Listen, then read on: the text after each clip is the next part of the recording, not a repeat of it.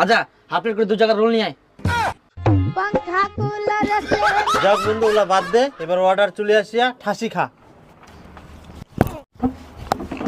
ভাইয়া কি শরীরটা বিছাইলা কর।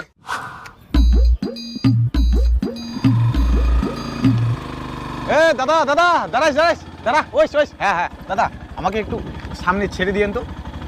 আচ্ছা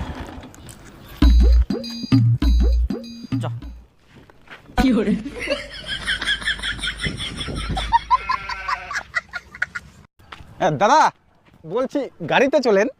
গাড়িতে? হ্যাঁ